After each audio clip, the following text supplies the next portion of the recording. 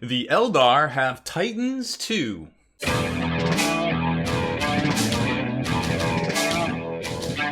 Spiking bits. So back in the day, there was a time when everybody had Titans and Forge World was cranking these bad boys out long before Titanicus had gone into myth and then reappeared here recently. The Eldar had their small, well, now that I think about it, they technically had the Wraith Knight and the Bright Stallion in Epic 40k, which we know nowadays are actually in 40k. So I suppose a Wraith Knight was a smaller version of the Revenant.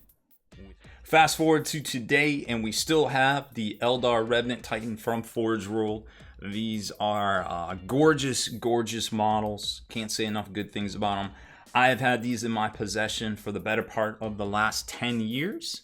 And some of the very first things I learned how to airbrush. So while they're not as great as my current work, they definitely served me well as, you know, hey, I got an airbrush. Now I can paint all these big things I own. And I think they turned out quite right. Now, I wouldn't use these same paints these days to paint this because that company, I don't like to promote them because they do a lot of shady things out there, but they still exist. But we got some comparisons that I can tell you how you could paint to get a similar color of these days. Now, they are a Forge World kit.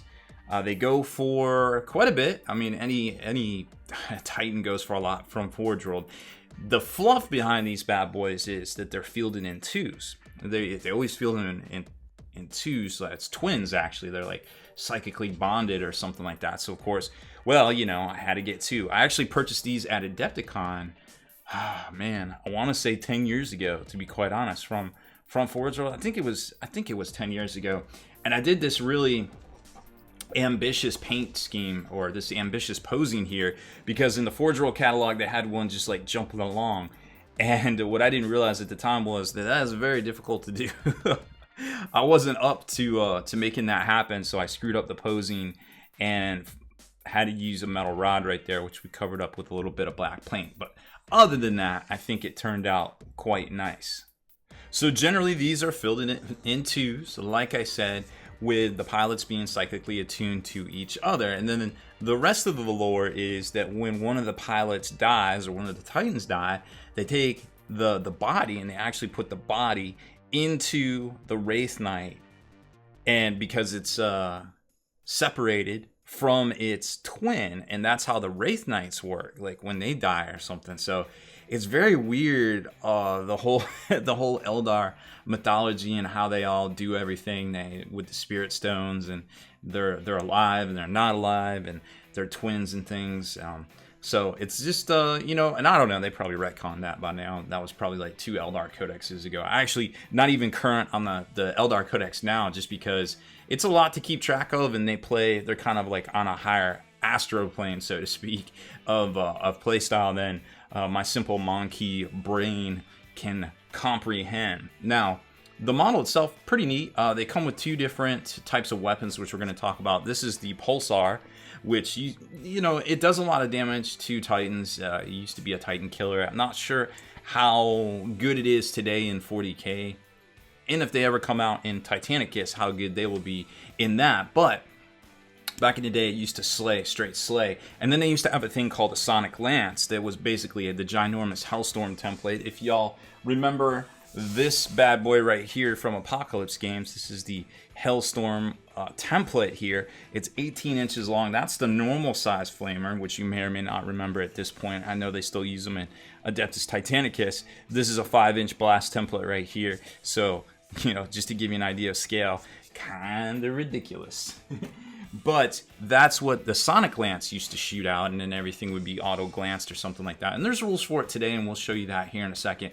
Now, the Revenant also comes with the Revenant missile launchers, which are right here in its shoulders. These thrusters you can position any way you want, like have them jumping and bouncing up and down, and all sorts of different things like that. And the weapons themselves, you don't have to glue them in place. If you get it from Forge World, the tolerances are such that you can actually pop them off. I put a little bit of poster tack in there, and they stay positioned pretty well. in there, and you know, if you accidentally bump it, you're not gonna hopefully break the weapon arm off. Now, as far as the cockpit goes, which is another really cool feature too, you can set it up so you don't actually glue it down. Just a little bit of poster tack in there as well, and you can do some cool stuff. Like here is the inside of it. That's their like view screen, which is a big gem, and I imagine it projects something in front of them, like here in front where, you know, the Titan's eyes is, like they're psychically seen across the battlefield. And then there's the pilot, just the Eldar dude in there. It looks like some sort of caster. He doesn't even look like he has his eyes open. He's just kind of sleeping and kind of plugged into the machine, and then he's got maybe some sort of giant mouse right there that he uses to guide the craft. It almost looks like he's literally plugged into the machine, like socketed into the machine and doing his thing right there. So that's kind of how these guys jump across the tabletop. And speaking of jump, let's take a look at their rules. Now, rules-wise, I just want to caveat this again by saying I'm not super up on the Eldar Codex in 8th edition 40k. I know they can get all sorts of negatives to hit and buff anything out there, including these Titans. So that may have a lot to do with why these rules, at first glance, seem a little mediocre. So all you Eldar generals out there, please feel free to chime in the comments below about, you know, the Eldar trickery that can make these things good, or, you know, or less than subpar as what we kind of see here. For 2,000 points, I'm just going to go out there and say it, not exactly at face value something that is probably worth putting on the table, except for, hey, this is fun, I got this model, I painted it all up, this is the centerpiece of my collection, let's battle with it.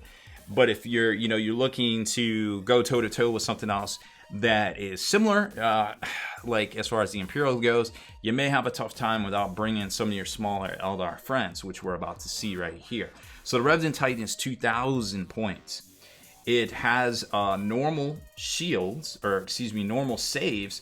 It has a thing called the Distort field, which, besides its normal 3-up save, depending on the distance moved, it grants it an invulnerable save. Now, we saw this in the past. They used to have this thing called the Hollow Fields, Titan Hollow Fields. They were pretty good. They could repulse D attacks and all sorts of things. They might have been a little too good, to be quite honest, in the last edition. Now, they're not quite that good. Even the Void Shields of the primitive Imperium can deflect mortal wounds. These cannot. These are just invulnerable saves, and it's determined by how far you move, which they can definitely move. 32 inches base at its remaining wounds. If it's only got 28 to 32, seems pretty good. They always actually, if you decide to advance, they can advance by 18. They have jetpacks. They can fly. They're Titanic and they're monster. They're Aeldari, so you can, buff them with all sorts of things there, of course. Like I said, not too savvy on it all, so leave that in the comments there. If it suffers catastrophic damage on a 5-up, as opposed to most of the 4-ups of the Primitive Imperium again, they're going to explode 3d6 radius, doing d6 wounds. And of course, they are an unstoppable Wraith Titan, which they do have that going for them, which is nice. They can fall back in the movement phase. They can still shoot. They ignore penalties to firing heavy weapons. They can actually move over infantry models. But remember, the infantry only, but they got jump. So that's going to greatly assist them over the Imperium's Titans and Night Titans that might not be able to do that. And the fact that this thing moves so quick and so fast means it's going to be really hard to lock down unless you pin it in a corner with a big blobs of stuff. Restrictions to cover, which we would expect, and it can move and fire its heavy weapons without penalty, like I said. So you take the good with the bad there, and hey, it is what it is. It automatically advances 18, like I said. Now, unlike its Imperial cousins, which we're going to show you right here, the Reaver Battle Titan is 2,400 points. The Warhound Scout Titan, I believe, is 1,500, and they come with whatever you want to equip. Now, we're not going to talk Titanicus at this point because the Reaver Titan isn't out. These are out. The models aren't out, but we know the rules in Titanicus. So at this point, so we're not going to make those Titanic comparisons quite yet, unless maybe we'll revisit it if Eldar makes sticks their heads in the game. Which I know it's Horus Heresy, but remember in the book by Graham McNeil, I believe, with Fulgrim, that there was a Revenant Titan in it when they tried to reason. Eldrad tried to reason with young Fulgrim. And there was a Revenant in it. There was an Avatar in it. All sorts of things happened. I'm not going to spoil alert, even though the book's over like 12 years old, or at least 10 years old at this point. But yeah, some things happen. Some things happen. It's probably one of the better books to read in the Horus Heresy series there. So back to the Revenant Titan. Doesn't have macro weapons. Also, the Sonic Lance, representing the old Hellstorm template, does heavy 3d6 at neg 3, automatically hits. Wounds on a 3, others on a 4. Wounds infantry on a 2 rather, others on a 4. The Pulsar is heavy d6, 2d6 shots. Going to have 2 of these, 1 for each arm. Neg 4 d6 damage. Wound rolls of a 6 are resolved at damage characteristic of 2d6 rather than d6. So I know there's some Eldar trickery for that. Titanic Stride, that's their happy feat. 3 hit rolls instead of 1. So you're going to get 12 with that if you select that as your close combat melee attack, which why would you not? It doesn't have anything else there. So what good would it be without that one right there if you do get pinned down and it does have to charge in? Whereas some of the comparable weapons over here on the Imperium side, Reaver Volcano Cannon, macro d6. Remember, macro cannot be moved and fired unless you have a special rule, and it does additional damage to Titanic keywords, is strength 25, neg 5, 12 damage. I think the Revenant is a little outclassed. Here, let's try to compare it to something like the Dual Turbo Laser Destructor, also macro. That's sad. Strength 16, AP neg 3, 2d6, and it's going to also, on a wound of 6, inflict 2d3 mortal wounds. So there is some sort of reason on why this base profile is way less for more points than the Warhound and less points than a Reaver. It probably has something to do with Eldar trickery. Like I said, not all up on the rules because, well, the days of us playing Eldar have passed. These are the last 3 Eldar models. These 2 and their big brother, the Phantom Titan, which we won't even talk about today. I thought it was on the next page, but it's not. I don't know where it is anymore. But it's large and in charge. It's actually larger than the Warlord Titan from Forge World as well. So that is pretty much it when it comes to the Revenant Titan. That's everything there is to say. Not exactly something you're going to field very often, but when you do, you could have some serious fun with it depending on how you equip the rest of the army to follow it into battle. But remember, fluff-wise, these guys generally are fielded in 2s. Now, if you're looking to duplicate this all-the-way paint scheme, well, let's talk about that real quick. Like I said, I'm not going to talk about the original colors I used here, but the colors you could use to duplicate the same exact thing when it comes to the reds right here, it's very easy. You just go pull it up from the Fiston Red all the way through the normal reds from GW, Evil Sun Scarlet, Wild Rider Red, and mix in a little bit of orange at the very end there. Go back and hit it with some black and dot the corner with a little bit of white, and you got your gems. When it comes to the Wraith Bone is actually pretty easy. There's so many more options these days to give it a wash. We like to use the Army Painter. You know, you could use Seraphim, Sepia, whatever it is from Games Workshop, or you could use Soft Tone from Army Painter, mix it in with a little Airbrush Flow Improver, and just to kind of smooth it out and brush it on and get it nice and spread out to give it that little bit of stained look. But the colors themselves are very easy to do. Let me see if I got them handy here. So you're going to start with over a gray base coat, probably a Xandri Dust and a Steel Legion Drab. Those are 2 of my favorites to use right now. We used them on the big fatties, our Beastclaw Raiders, and then mix in a little bit of Ushapti Bone at the end. That would get it done pretty easily. As far as the glow right here, you're looking at Cantor Blue worked up through the Kaldor Sky, and then a little bit of Lothran Blue and Ulthan gray at the very end there to give it that striking. Now, I should have probably come in and edged it a little bit with white just to give it that very last edge of pop, but I didn't want to put all that time into it. I used the same recipe on the thruster engines right there, and that worked out pretty well. Now, when it comes to the black right here, this is a darker kind of scheme here, so you could use Eshin Gray mixed up to Dawnstone, And then maybe just a little bit of Administratum Gray at the tips. You don't want to go full white because you want it to fade and look good as far as that goes. Hit it with a little gloss varnish and then bring it back down with a little dough coat varnish, and you're good to go as far as, you know, keeping it nice and sealed for the years. Occasionally you might get a little chip in it or something like that, but that's just battle damage, and you can kind of burn it out or something like that if it's on these areas right here, because you're never going to be able to match 100% those colors. And when these lighter colors and then hitting it with a little bit of wash and things, it's going to be very difficult to duplicate. Same deal, just tape off your areas here to put the striping.